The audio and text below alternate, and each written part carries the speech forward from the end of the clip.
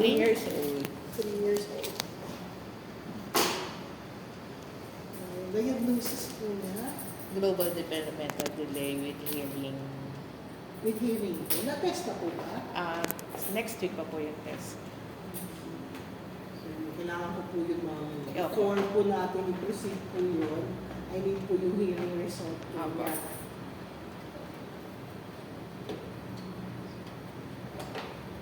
Okay. Ano po yung major concern niyo po sa Ano, minsan naman nakikinig siya.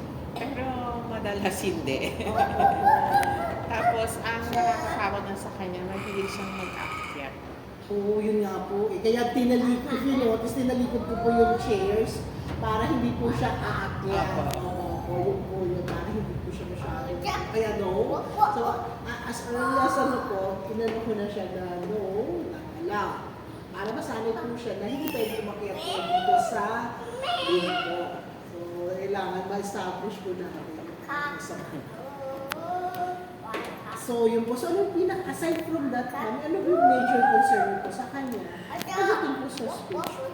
Actually, yung speech niya po, minsan nakaka-communicate siya. Yung nasasabi siya ng mga words and sentence. Pero madalas, wala, puro lang siya sounds. Opo, opo. Kunyari may kailangan siya, ganyan. Okay. Tapos magpo-point lang siya kung Oh, ano. pointing to yung Opo. way of Tapos communication. lilit niya yung hand ko. Pero pag sasabi siyang, I want water, Opo. minsan masabi siyang, pag yung gustong-gusto na talaga niya, water, ganun. Pero madalas po talaga as maglilit lang siya ng hands. Opo, hand leading lang po siya. Ginagawa ko. So, you mostly sounds. Yes po. Yes. Tapos meron po bang parang babod? Babod. Yes, minsan. Minsan meron po gano'n. So, hindi pa po established. No, Apollo, no. No. Okay. Oh, you play with the animals. Okay. Pwede wala saan talaga boses yung mami. Hindi pwede po sa special tahimik yung boses. Pero lang, kanad-note ko nung ganito sa estudyante ko. Okay. So, in a day, do you think meron po siyang 50 words? Or less than 50 words? I think po, Meron kasi ano po, yung meron po kaming alphabet sa wall. So, minsan, sisit down siya, sabihin niya lahat ng alphabet, kasama nung object nandun with the sounds. Sabi apple, gano'n, nagaganon po siya. Tapos minsan pag gusto niya ng food, sabi siyang yum. Yan. Apo, yan. So, nakaka-write ako not yet.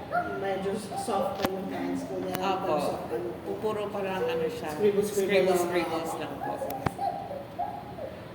Pag inutusan, mami, nagpa-follow po ba? Pag sinabi mo, get this, kukunin naman po Kukunin niya. naman. Oo, pag sinabi niya, let's go, pa-follow naman siya. Follow naman po siya. Pero pag sinala, follow, get this, put it there, and then come back. Pag ganun po, Ay, hindi na po.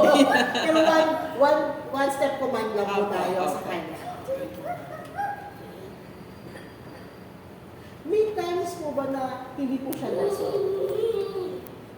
Apo. May time. Ano po yung nagiging cause kung bakit hindi po siya nakaka-follow? Siguro gusto lang talaga niyang gawin na mas ano siya. Hindi-endanger siya. Kasi meron siyang car na imbis na sasakyan niya, papatungan niya. Tapos babalik na rin niya, dun siya papatong. Okay, talagang ano po, ano yung tinitrigger ng kanyang ano po. Yes, pero pag kinuha mo naman siya, hindi naman siya yung iiyak. Oo. Sasabihin lang siya, oo. At least may wala po siya. Pag tinanong, mami, does he answer? Pag tinanong mo siya, what's your name? How old are you? Magkakaroon siya, 2, 3. Pero yung sabihin niya name, minsan, sabihin niya, pag paulit-ulit mo siyang sinasabi, kuya, sabihin niya sa kanya, ibabalik mo sa kuya. Okay. So, hindi siya po. So, do you think, mami, ecolaling po siya? Na-repeat siya? Or pag ano lang, pag tinatanong lang? Pag Pag tinatanong, tinatanong lang. Whenever na wala naman po siyang ginagaya po iba. wala naman po. Kasi I need to establish din po, mami. Kaya po ako matanong. Kasi minsan nagugulat na lang kami pag-aalis kami, where we going? Where we going? Paulit-ulit siya, where we going? Yun yung parang ano po, ang tinatawag natin dyan is yung ano nila, unintentional speech. Opo. Na bigla na lang Bigla susupot, kasi hindi na natin maririnig. Opo. Mga matagal pa po ulit Yes, natin opo, maririnig. tama Yun po po. yung ano po nila. May time po sila po talagang ganun talaga. And then, sino po kasama sa bag? Ako lang po yung hands-on sa kanila. Yung daddy nila po ay nagbiyahe. Okay. Okay. So, sa abroad po ba sila? Ay, hindi. Dito lang. Dito lang din po. Okay. So, family kayo lang po. Oh, tapos yung panganay ko po na 60 years old. So, family lang. Walang extended family. Wala. So, sino po kalaro sa bahay? Kung mas malaki po yung kapatid po Yung may niya. bunso pa po ako, Ay, 1 gusto year pa po sa old. middle po siya. Ako, middle Okay, siya. opo. 1 year old. Oh, sino po kalaro niya usually? Gusto na sa loob lang talaga kami ng bahay. So, pero na may binibigyan namin siya ng time sa labas, sa morning, tsaka sa afternoon. At least 1 hour. Okay, usually kapatid yan. Opo. Kami Kami po. Kami dalawa minsan naglalaro. Usually si mother and yung siblings ko. What happened? Mukha kasi siyang girl, kaya napapagkama. Opo, kasi sa hair niya. Kasi po natatakot pa kami pagupitan siya kasi baka ano. Mahirap po. Opo. Kaya ako lang po muna nagtsatsaga maggupit. Okay, siya nga talaga mami. Kailan na po siya na-evaluate? Dito po ba siya na-evaluate? Opo, dito rin po. Dito rin po siya na ano, na So first therapy po assessment. niya to, mami. Opo. Okay.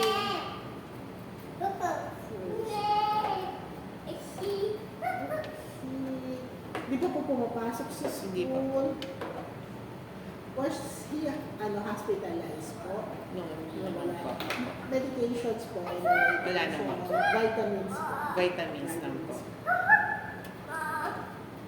Primary language po sa house.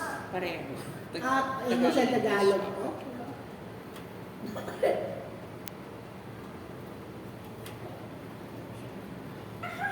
So na-mention yung mami na pag tinawag niyo naman po, titignan po siya, and then when you ask something, ginagawa niya po niya, and then minsan yung nag-trigger lang ng behavior, pag ayaw naman. Pag ayaw. Feeling ko pag di niya ako 3,000, di na talaga. Hindi na talaga sa akin. Pero mami, ano po yung, for your time,